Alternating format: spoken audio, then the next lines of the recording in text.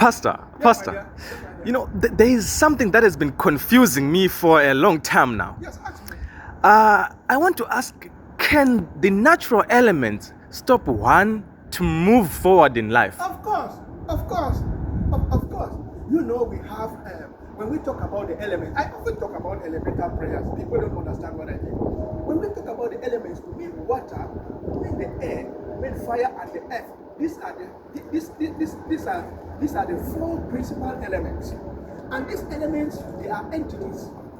They are entities and can normally stop somebody or can even enhance your progress if you understand what they are. I will give you an example. There are many people whose lives are connected, or their names are connected to these natural elements.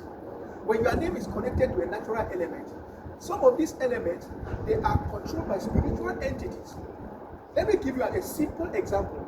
The element of air is controlled by four angels.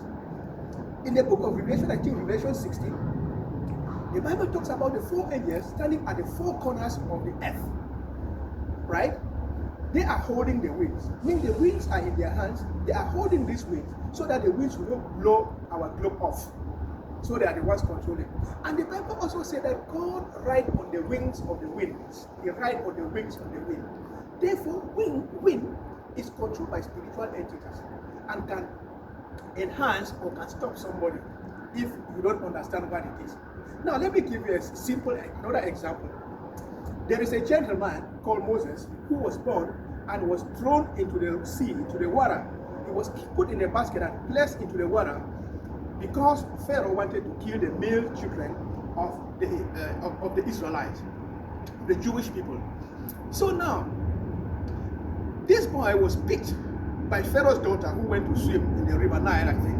Yeah, and then he picked Moses from there, and he gave Moses the name Moses. Said, because I drew you from the water, your name is Moses. He drew you from the water. Means Moses was dedicated to water.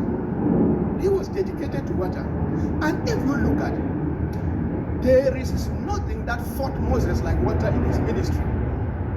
Apart from the fact that water almost even consumed him when he was as a baby. There was a time that when he delivered the people, after his call on Mount Horeb, when he delivered the people of God from the hands of Pharaoh, on going, God instructed him, right? The challenge was what? The challenge was that the people were so thirsty, there was no water to drink. People were so thirsty. And what happened? Moses had to strike the rock, right? In order to get water. He had to strike angrily. God told him to speak to the rock, but out of anger, he struck the rock, right?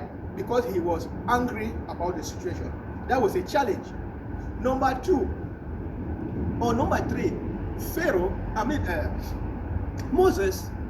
Moses was challenged by the Red Sea. He has been given leadership to lead people out of Pharaoh's claws. And then the Red Sea said, no, you are not going to do your ministry.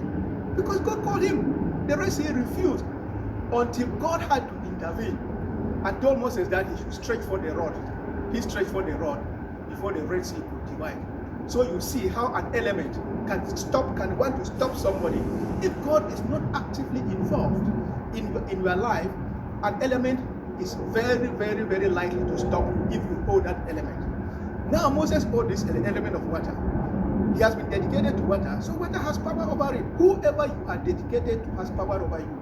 Some people have names that belong to the wind. That is why you see they are very, very unstable in life. They are very, very unstable. Now, they are very, very unstable because the wind is blowing them all over the place and they have control over nothing. Yeah, this is the truth. Maybe your own is the earth. Maybe your own is the earth. If the earth is complaining about you, like the blood of Abel was crying from the earth, crying to God that give vengeance. I have been killed before time. The earth drank his blood, and then his blood was complaining from the earth. And the earth was complaining about who? The earth was complaining about who? About Cain. Was complaining about Cain. So if an element can easily stop you. But if you understand what I call elemental prayer, you can actually harness the powers of this element and you move forward.